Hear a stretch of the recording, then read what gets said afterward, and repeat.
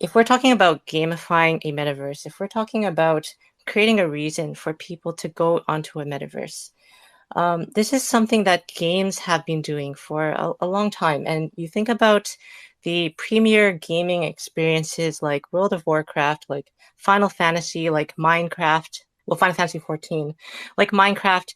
And these are all game communities that exist where people come together to do things and they buy things, like they buy equipment and they buy gear and they show that off and they spend money on clothes and they spend money on digital houses in those games, and those are one-off games, but people are spending money. And I think that the reason why that is the case, and the thing that worries me a little bit about the descriptions of the metaverse right now around the Hedera sphere, is that it's all about products and it's all about selling and it's all about trying to get people in to buy these things and buy your digital assets and buy your physical assets that are linked with digital assets and things like that.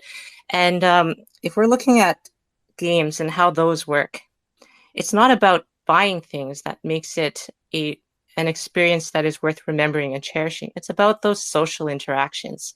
And so I think that if there's any metaverse here that is going to be very successful, it's going to leverage those social interactions. It's going to be able to connect people and make meaningful memories with them. And, then suddenly your sneakers that you wear that get noticed by your friends when you're in the metaverse, then suddenly those become important. And then, the things that your friend made for you, they make a silly hat and you wear that in the metaverse, and that means something that has a lot of sentimental value. And I think that, it's great that you talk about creating a mobile app and focusing on that because people are always on mobile. Well, how do you integrate that metaverse into mobile? It's because when you use your mobile, you're connecting with your friends, you're connecting with people, right? And I think that if we can kind of be cognizant of that and cognizant of why these gaming metaverses are so popular, and then bring that into this idea of a metaverse and sort of not tack it into the idea of selling things, but make it part of the